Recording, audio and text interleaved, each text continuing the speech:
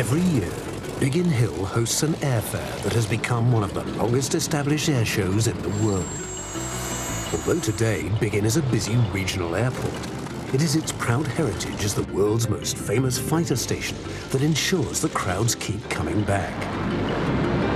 Over the years, millions of people have come to Biggin Hill to enjoy and marvel at the spectacle and sheer diversity of flight.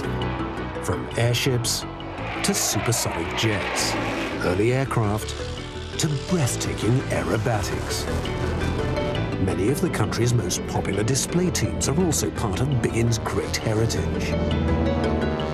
It was here that the RAF Battle of Britain Memorial Flight first began. Today, its Spitfires, Hurricanes and Lancaster bomber are a familiar sight in British skies throughout the summer season. In 1965, the world-famous Red Arrows made their public debut at Biggin Hill just 2 years after the first airfair. And in 1975, the ever-popular B-17, the Sally B, made her public debut at Biggin. Today, she's the only B-17 still flying in the United Kingdom. But it is the presence of the Spitfires and Hurricanes that quickens the crowd's collective pulse, young and old alike. They are a reminder of the titanic struggle during the summer of 1940, when the young pilots of RAF Fighter Command, flying from Biggin, defeated the threat of a Nazi invasion despite overwhelming odds.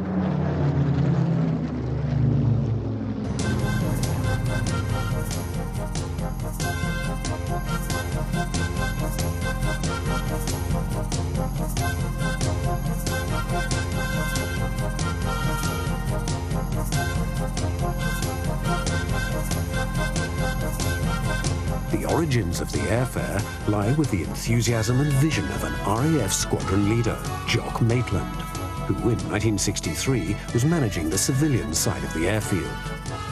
His aim was to get young people interested in aviation, and in 1963 he held Biggin's first airfair. People who are interested aren't the old buffers like me, they're the younger generation. And they're not interested in the war itself, but they're interested in the aircraft. And I think that's extremely healthy. You get the young enthusiasts who want to do it themselves, but the slightly older demonstration pilots are equally enthusiastic, and the two get together, and the result is a constant flow of our spectators into services or into civil aviation, lots and lots of them. This is where it happened. We talk about it back in the States. We have people in my flying clubs who have, participated in the war, people who flew with the 8th Air Force out of East Anglia, and people in the 9th Air Force in the Pacific. It's all someplace else that it all happened. We were the great provider during the war. We manufactured a lot, but we didn't have. I was talking to a chap earlier who was saying, I enjoyed watching the P-38s and the P-51s and the Spitfires. I said, did you see any bombers? He said, mostly just Henkels, because that's what you had here. You had the German bombers flying overhead. And the Battle of Britain was, in large part, won from this field, this aerodrome. Over the years, the airfair has often reflected Biggin's own history, as well as the wider story of flight in its displays. Mikael Karlsson is an airline pilot who normally flies passengers all over the world. But he also flies a Blériot, similar to the one that its maker, Louis Blériot, first flew across the English Channel in 1909. The display with this aircraft is really simple to describe. Try to stay airborne. That's what it's all about. And if the weather is calm, you can do some steep turns and try to show how you can, maneuver this aircraft. If it's gusty weather, then you have to fight with it to stay airborne. Blériot is one of the first aircraft with a conventional steering. You have the rudder on the rudder bar with your feet. You have ailerons and elevator on the stick. So the elevator, it works like on modern aircraft. Same with the aileron. You have the stick, but instead of the aileron on the wing moving, you move the whole wing. You twist the wing. So it works the same way, but it's not so efficient like the aileron. Just 5 years after Blériot's epic flight, aircraft like this went to war. In 1914, aircraft were used for reconnaissance and spotting for the artillery. But soon, the fight for air supremacy became a military objective in its own right. Although there are very few original First World War aircraft still flying, there are a number of replicas, and Biggin has frequently hosted a number of reenactments of early air combat. These British-built SE-5As, a Sopwith triplane and a French Nieuport 17 represent the Allied Air Forces, while a lone Fokker triplane represents the German Air Force. All these aircraft illustrate the arms race that began during the First World War, as both sides sought to win the battle for the skies.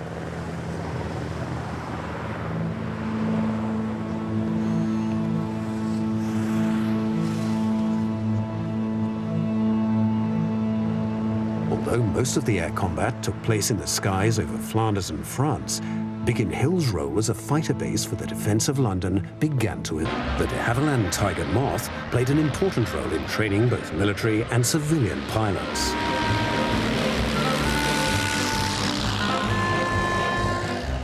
The Diamond 9 team of Tiger Moths used to appear regularly at Biggin Hill, reminding us of a bygone era when elegant biplanes enthralled the crowds that flocked to the airfield for events such as the Empire Day shows of the 1930s. But the golden age of the biplane was about to end. Soon a new generation of monoplane fighters would arrive at Biggin Hill, establishing the legend that survives today. Spitfires and Hurricanes form a central part of any air show, stirring the senses of both young and old with their graceful lines and the sound of their Rolls-Royce Merlin engines. But at Biggin's Empire Day show of 1938, spectators were equally electrified by their first glimpse of what were then new frontline fighters.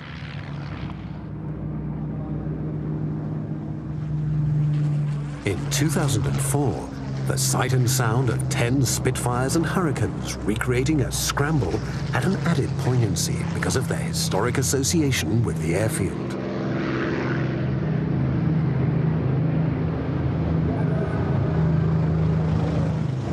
The aircraft soaring through the sunny skies of early September recalled the hot summer of 1940.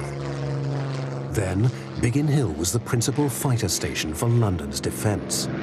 Its squadrons were in the thick of the action from the very beginning of what became known as the Battle of Britain. Today, with fewer of those fighter boys surviving long into the 21st century, the presence of the Spitfires and Hurricanes at Biggin Hill is the only tangible reminder of this decisive moment in the airfields and Britain's history.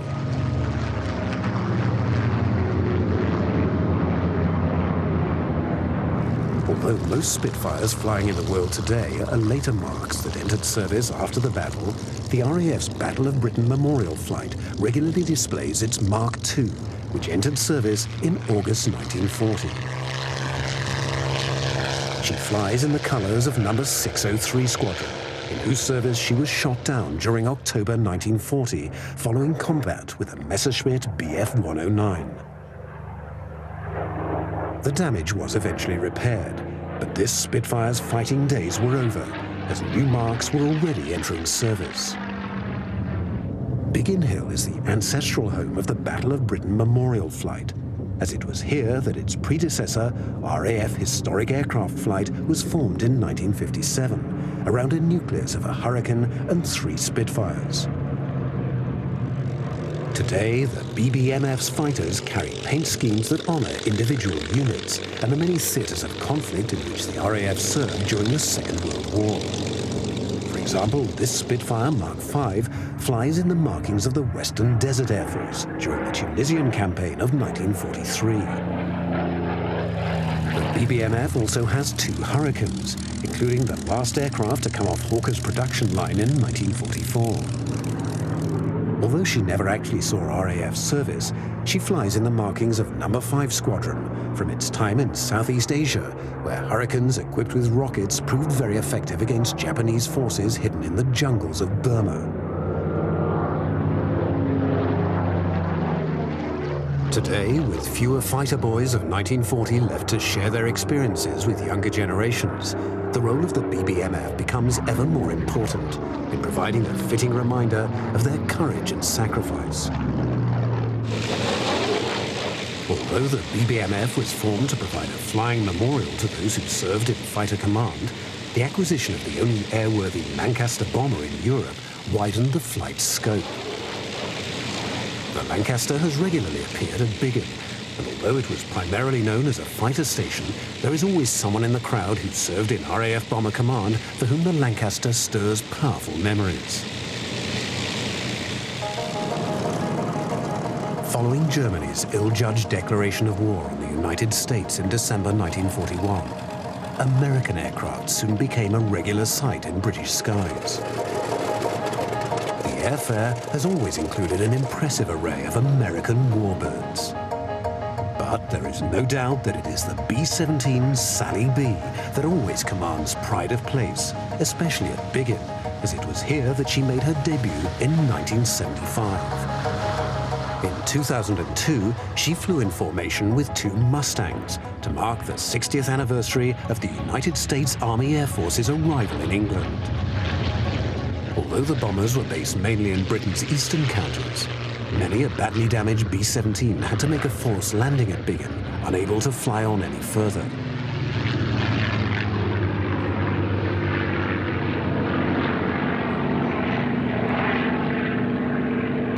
Mustangs, however, did fly from airfields all over Kent, including briefly Biggin Hill. The P-51 Mustang transformed bomber operations, as it had the range to escort the bombers to Germany and back, providing vital protection from German fighters. Many have survived, enabling younger generations to marvel at one of the greatest combat aircraft of all time. Paint scheme on this particular Mustang is Big Beautiful Doll. That was the colour scheme that Colonel John D. Landers had. He was the commander of the 78th Fighter Group based at Duxford. Yeah, and all of the 78th Fighter Group had the checkered noses.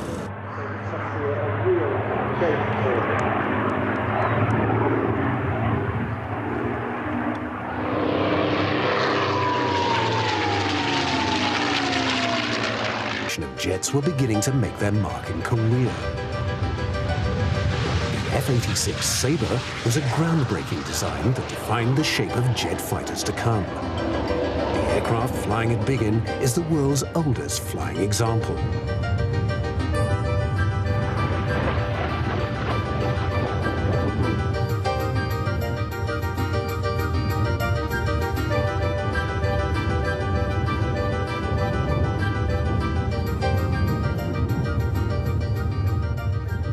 This is the oldest flying Sabre in the world. It's the only A model in the world, and it is a bit of a Mark I. It displays... What controls like? Well, it's manual with hydraulic boosting, so it's not pure. So it can get heavy sometimes when you overplay the system. You don't, for instance, overgo the air brakes when you're doing massive rapid rolling, because the system goes, can't do this. It gives up. So it does have some distinctive characteristics, which I think they ultimately ironed out with later model Sabres, which is why it was such a wonderful aeroplane. This is great, but as I say, it is a bit of a Mark I. It's an A model. The Sabre is of particular interest to Jock Maitland. As a young RAF exchange officer, Jock found himself on a Sabre squadron in Korea. Well, I did an exchange person with Americans, and I was on an American squadron in Korea. So I do know a lot about F-86s, which is at the time, we had no swept wing aircraft in the RAF. The Americans were way ahead with this airplane. It was the first of a new generation. As soon as the F-86 came out with the swept wing, it put all the old straight wing aircraft out of business. About the same time as the Americans managed to do it, so did the Russians. And so we came up against an aircraft which looked very, very like the Sabre. The main thing was that the MiG-15 had a much higher ceiling than this airplane, and they were always calling the shots in that respect. But aircraft to aircraft and pilot to pilot, the Americans undoubtedly had the edge. We were highly suspicious because they came in a big variety. There were the ones which the Americans called honchos, who were really good, and some who really were very inferior. And we assumed the really good ones were the Russians, and history has proved that to be correct. Whilst the Sabre squadrons were getting their first taste of combat, many other air forces were making their first flights into the jet age with the T-33 Shooting Star. Although the Sabre and Shooting Star were service contemporaries, in design terms, they were generations apart. Whereas the Sabre had swept wings, the Shooting Star was a far more conventional design, owing more to the propeller-driven aircraft of the Second World War than the jet age that was to come. But thousands of Shooting Stars were built, and the type played an important role in helping the air forces of many countries into the jet age. By the mid-1950s, the Meteors at Biggin were being replaced by Hawker Hunters. More Hunters were built than any other British jet, which may explain in part why a number remain airworthy. One of the most distinctive is the multicolored Misdemeanor, flown by former Navy pilot Jonathan Whaley. It's one of the last of the single-seat sports cars. The systems are so simple. It's an aircraft which, after a few flights, you can almost use without a checklist. Hydraulic flying controls, just a dream to fly. It's an ex-Swiss Air Force Hunter, Mark 58A, which is equivalent to the RAF's Mark 9. It's what we call the big engine Hunter. And the Swiss, I acquired it, 4 years ago now. It was given to an individual, as the Swiss magnificently gave all their aircraft away, all the Hunters away rather, at the end of the service, and I acquired it from him. I just wanted an aircraft that looked different on the airshow scene as a jet aircraft, and I mulled around different ideas, and I've always loved the way that motorbikes are painted, some of the Hells Angels ones. I thought I want something that's airbrushed, I want something distinctive. And I had an idea in the back of my mind about something appearing sort of re-entry, lots of flames, lots of hot colours on it. And that's sort of the basic concept of it. Misdemeanor, like the Americans, I love the way they name aeroplanes and things. And I said I wanted Miss something, and my wife came up with Mistake. So I said, no, that won't work. And I don't know, it just occurred to me, Misdemeanor.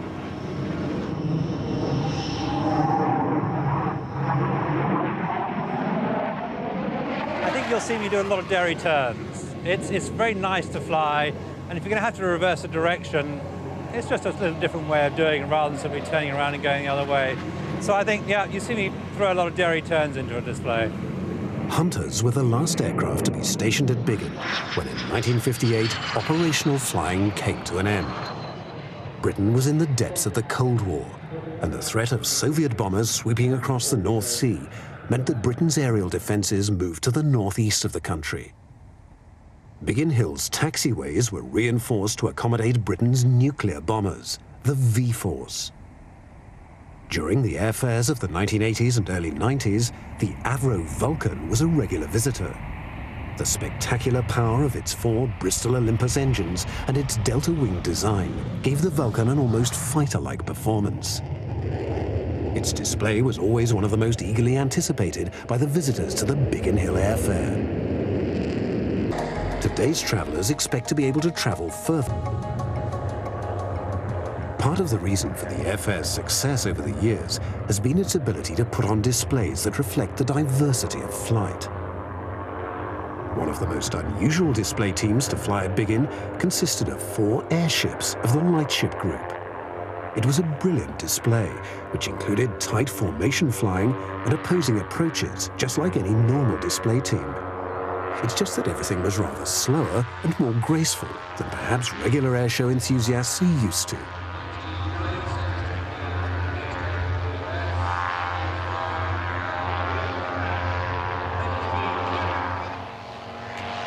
One of the most unusual sights over the years was that of a microlight flying in formation with 3 large birds.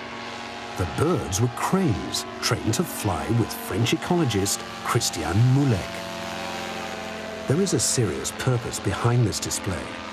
Christian uses his microlight to teach lesser white-fronted geese how to migrate from their breeding grounds in Scandinavia to their summer homes on the shores of the Black and Caspian Seas. As hunting has placed the birds on the critical list of endangered species, Christian and his team have taken on the role of surrogate parents to show the young birds their migration routes. The chicks are played the sound of the microlight's engine so that it is familiar to them when they hatch.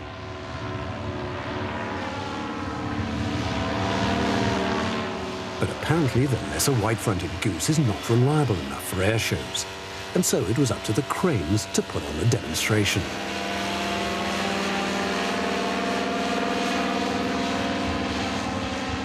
The airfair has always attracted some of the best display pilots from around the world.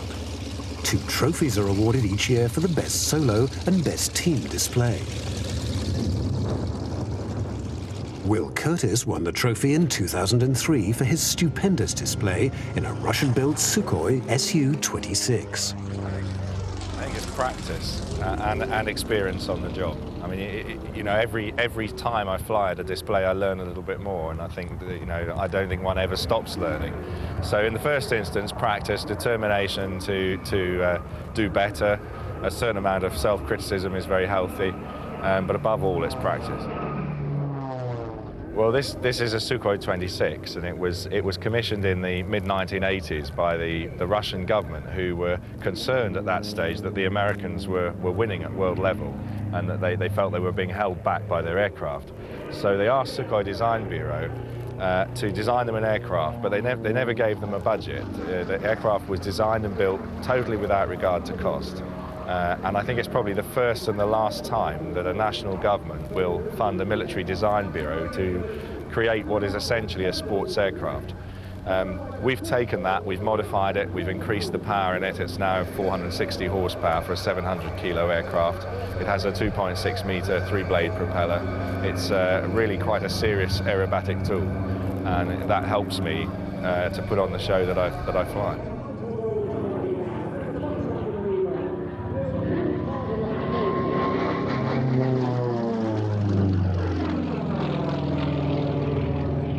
Remarkably, Will still finds time to carry on a conversation with the commentator, giving us an insight into what is going on in the cockpit. Up I go in the turf line, coming to the top now, watching my 150-metre line. Power's coming back, and the aircraft's setting off backwards through its own smoke. Down it comes. There, you can see the western edge of the runway. 1.5 rolls out to the westward. Don't worry, I'll be back. I think the show, a full show, has 72 rolls and 10 flicks, and manoeuvres as diverse as a rolling loop, what we call an S2000, which is a very violent pitch with a roll and then multiple rolls away from that. So it's exciting to watch.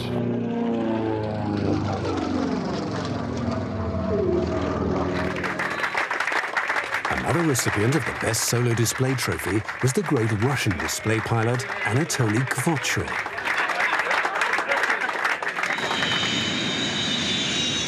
He would stun the crowd with his demonstrations of the Sukhoi Su-27's awesome flying capabilities, aided by thrust vectoring.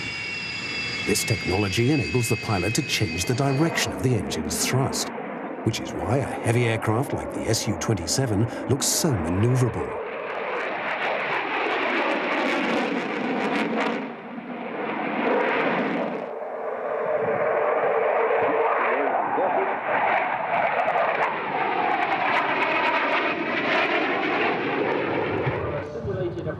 Biggin Hill Airfair has regularly welcomed representatives from the French and Belgian Air Forces.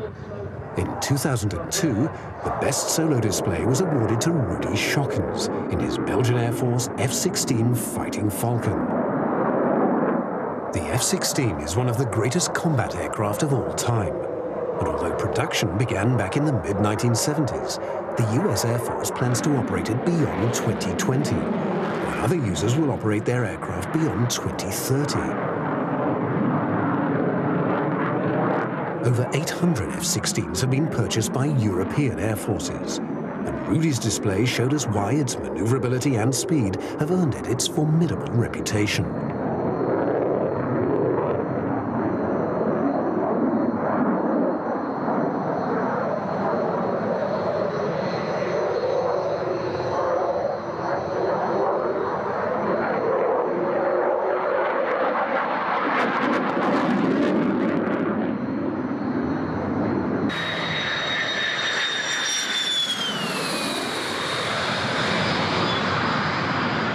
Biggin also attracts the best display teams from around the world. The Patrie Echo were a French team who won the Best Display Team trophy 3 years in a row during the mid-1990s. But others have come from further afield, including the Royal Jordanian Falcons. The team used to come to Biggin Hill regularly, actually, beginning of 80s until now, actually, with the new aircraft, the Extra 300. Brilliant. The team members, are they civilian pilots, or where do they come from? The team pilots are an Air Force pilots who are seconded to the team from the Air Force, because the team is the national team of Jordan. So the team having civilian mechanics and engineering side, and having an Air Force pilots at the same time. And the pilots are staying in the team for 3 to 4 years maximum. In the strict sense, it's a civilian team, and to me, I consider it the national team of Jordan because it's a combination of the Air Force and the RJ, which is the Royal Jordanian Airlines Department of Maintenance, is a civilian. The pilots are military, so the combination becomes a civilian team representing Jordan. The Breitling fighters were a team with a difference that made an unforgettable impression at Biggin Hill during their brief existence. The team was based around a collection of wartime fighters that included a Spitfire, Mustang, Corsair, and a Kitty Hawk. The aircraft were always immaculately presented, and the team's close formation flying was truly impressive. In 2001, the team was a worthy winner of the Best Display Team trophy.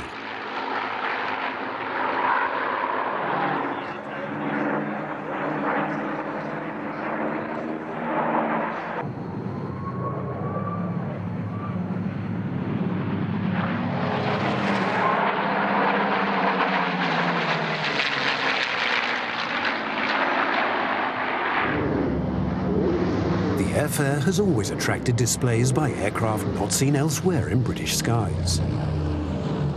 One of the real highlights of the 2004 show was the appearance of two flying boats, a German Dornier Do-24 and an American Catalina. The Dornier dates back to before the Second World War. The Dutch government ordered a number of these aircraft to service their Pacific colonies. 30 were ordered, and the first flight was made in 1937. But production was disrupted during the war, and the type was requisitioned by the Germans for use as a transport and air-sea rescue. In this latter role, the Do-24 was particularly successful, having rescued more than 11,000 people. In the 1970s, the aircraft was resurrected to explore the viability of building and operating an ocean-going flying boat. A new wing was added, and the 3 radial engines replaced by 3 turboprops. Today, the aircraft has been flying around the world in support of UNICEF. At Biggin, she was flown by Captain Iron Dornier, grandson of the founder. The Dornier was joined in the air by the Catalina. This example is a recent arrival in Britain, having been bought from Canada, where she had been serving out her days as a firebomber. The Catalina is probably the most successful flying boat ever built. During the Second World War, Catalinas saw active service in Europe and the Pacific. During the height of the Battle of the Atlantic, an RAF Catalina played a crucial role in the hunt for the German battleship Bismarck. In the Pacific, the Black Cats wrought havoc on Japanese shipping. Although more than 3,000 Catalinas were built by the time production finished in April 1945, fewer and fewer are surviving today, and so her arrival in the UK is timely. Hopefully, the sound of her Pratt & Whitney engines will become a familiar sound at the Biggin Hill Airfair in years to come. Although the RAF's fighter squadrons left Biggin Hill in 1958, its display teams have continued to come back year after year. The Harrier has been one of the most popular aircraft on the display scene since it entered RAF service in 1969 as the GR-1. Its unique ability to hover made it the perfect platform for providing close air support to ground forces, even if it barely had enough power to lift itself off the ground. 30 years later, and we now have the GR-7 version, and its performance still never fails to impress. What about the working up to the show when you start off? I mean, do you get to go on the Harrier straight away, or do you work it up in the sim? We do about 20 sorties in the simulator first. Runs through of the whole variety of displays that I do. I've got 4 different displays depending on the weather.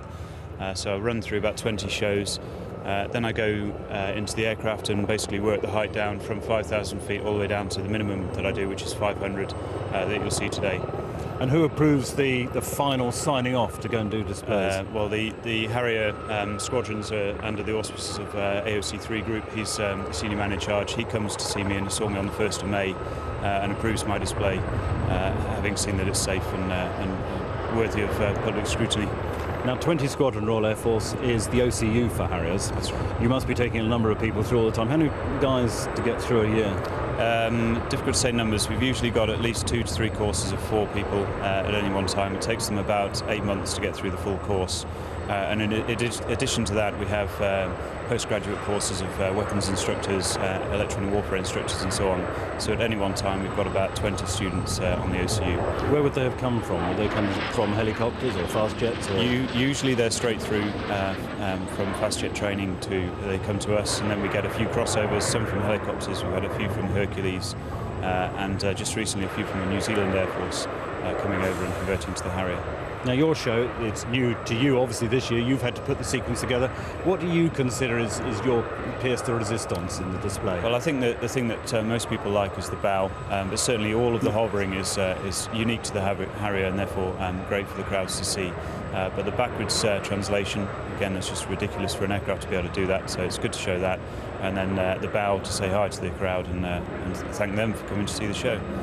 Now, it's an interesting wind condition. You've got winds from behinds, lefts and rights. I know that's a problem with a helicopter. Surely the same sort of thing when you're hovering, of crosswinds and on-crowd winds. How much of a consideration is that in planning? It's a very similar consideration to the helicopters. We normally, day-to-day operations, would hover into wind to keep it simple.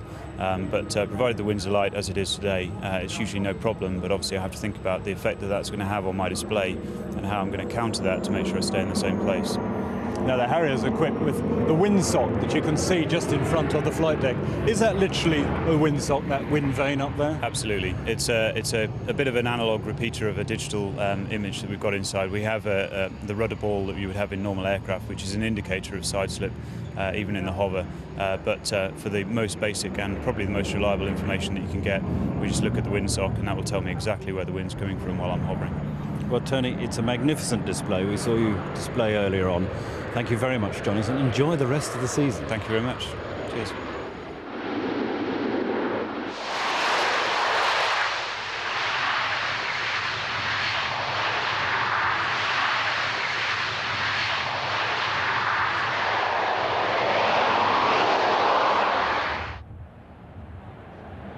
The Tornado is the RAF's main air combat and bomber aircraft. The F-3 is the fighter version, and although it shares the same basic airframe and configuration, it's markedly different to the bomber version. In 2001, the GR-1 bomber version made its last appearance at Biggin, before the aircraft were upgraded to the GR-4 specification. As with other RAF display teams, the crew represent the Tornado Force for 2 seasons. This is the pinnacle of your flying career, really, to display an aircraft. And we've both been flying the jet for 6 years now, and this really is kind of the top job for us, really. So it gives you a new discipline, basically, to try out, you know, so it's quite good. I've tried to change it a little bit from last year, just so it was my own individual display along with Hal. And we changed one or two things. The arrival we do slightly differently. The guys were doing it from takeoff and we do it from arrival. The Tornado goes very fast at low level, makes a lot of noise, and I think that's what the crowd want to see. What I tend to do for Rich is give him the next event, the entry speed, and also count down any heights from any manoeuvres that we do. So he doesn't need to look in. He's got me actually telling him what height we are, what speed we need to be at, things like that. From a flying point of view, it's my slow roll. For an aircraft like this, which doesn't like to do slow rolls and is not designed to do it, it's actually quite a challenging manoeuvre. The most exciting, I guess, is probably our arrival.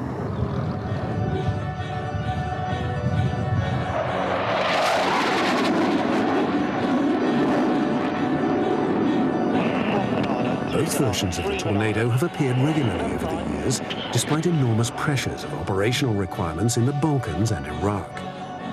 But the Tornado's days are numbered, as soon both types will be replaced by the Eurofighter Typhoon.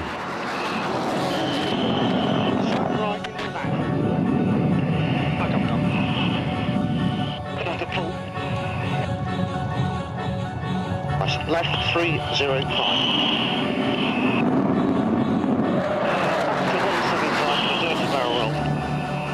Space looking good, mate. Right to left, back to the inverted pass. 025. That's looking good, mate.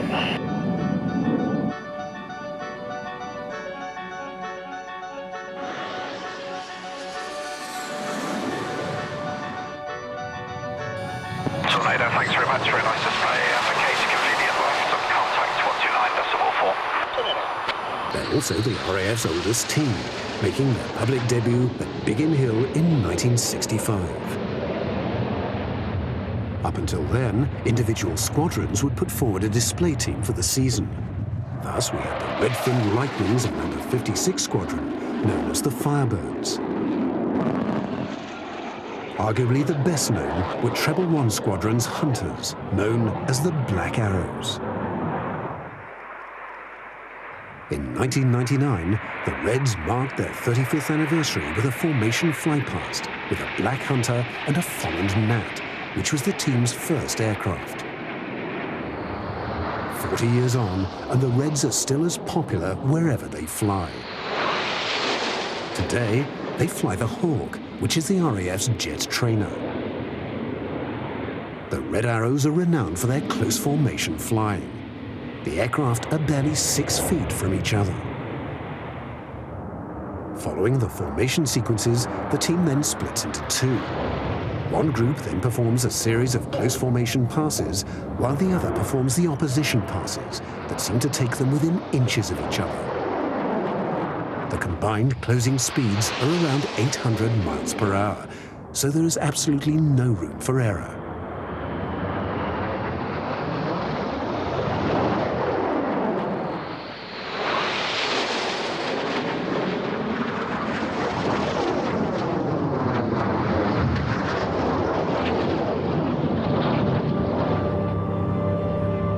Every year, the airfare never ceases to surprise us, be it with something novel, unusual, or rare.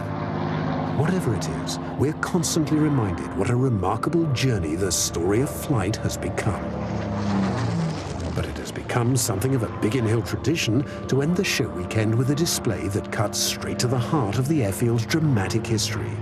A display by a solo Spitfire. There is something about the sight and sound of that aeroplane that touches a common nerve in young and old. And one is left wondering if the sound of its Rolls-Royce Merlin engine stirs some of the many ghosts that inhabit what is, after all, the most famous airfield in the world.